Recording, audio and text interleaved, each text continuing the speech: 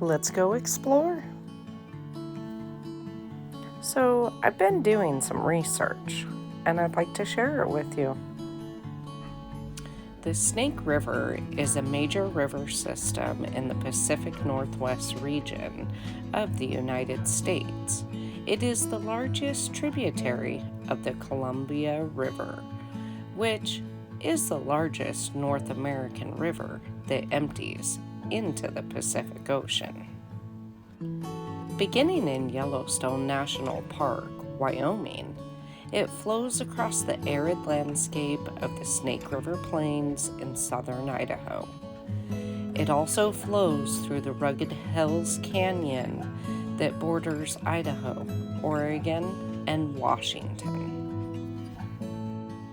It joins the Columbia River just downstream from the Tri-Cities in Washington, and then on to the southern Columbia Basin. By looking around, you can tell that the area has a long history of volcanism that goes back millions of years. The Columbia River basalt covers vast areas of the western Snake River. Do I have your interest yet? Well, let's dive in and find out more. Most of the lava that you see around the Snake River Plain was a product of the Yellowstone volcanic hotspot. Yes, you heard me right, the Yellowstone hotspot. Idaho is covered in lava because the entire state has been sitting at the crossroads of two enormous geological entities for tens of millions of years.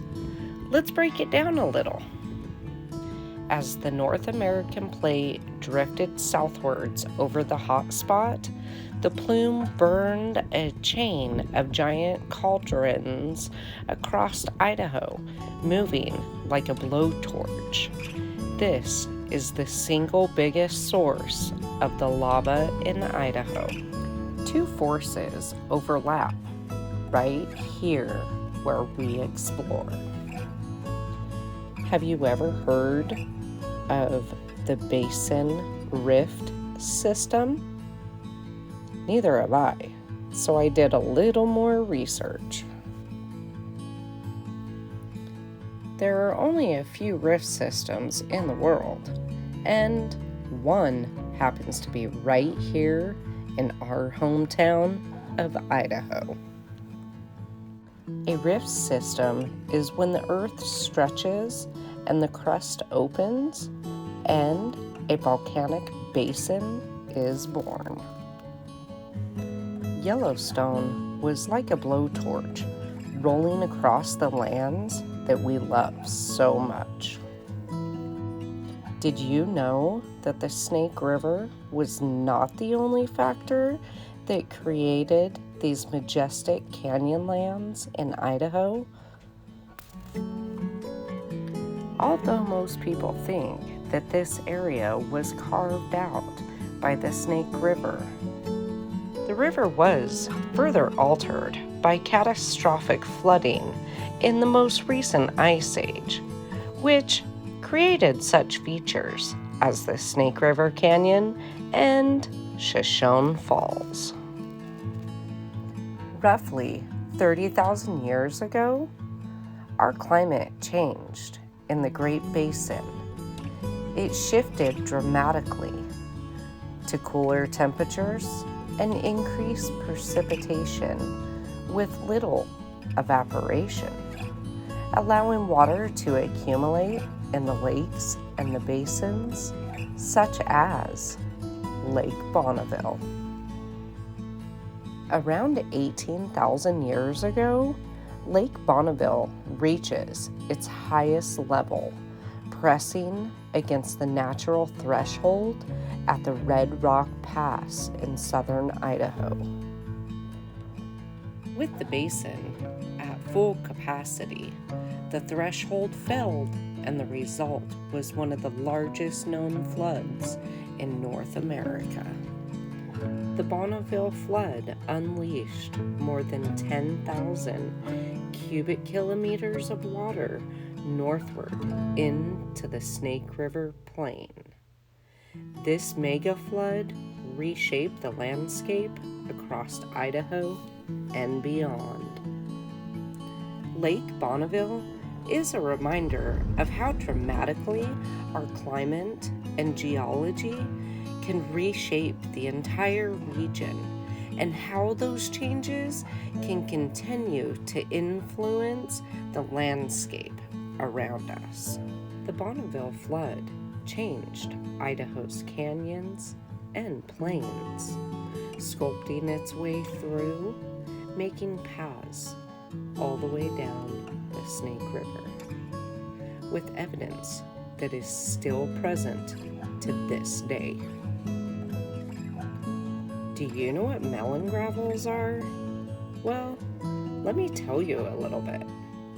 Melon gravels are deposits of basalt boulders that were formed by the Lake Boniville flood, and they deposited along the Snake River Plain.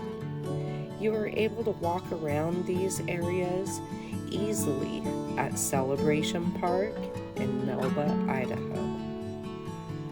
Melon gravels are considered to be the most easily recognized evidence of this catastrophic magnitude of the Boniville flood.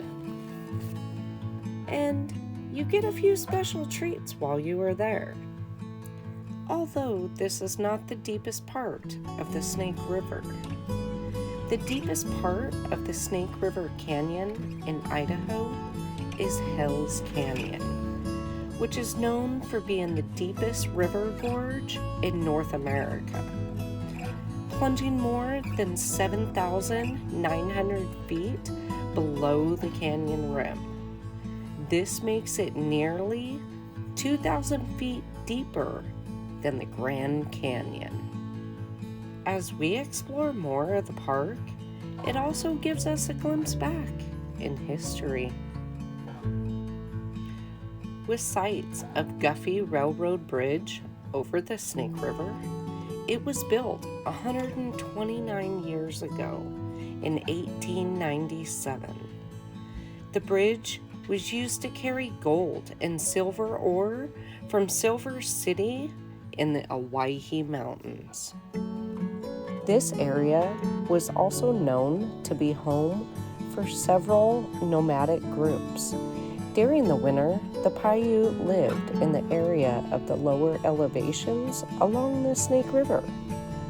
This region was also home to the Shoshone and Bannock people, with petroglyphs made by Native Americans, some of which are more than 12,000 years old and still visible for us today. But only if we take care of them for future generations.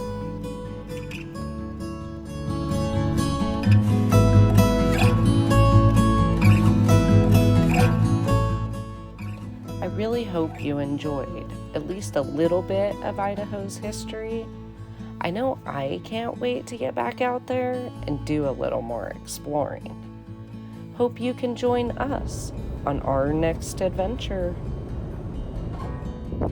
I'm telling ya, it's never windy out here in the Owyhees, ever.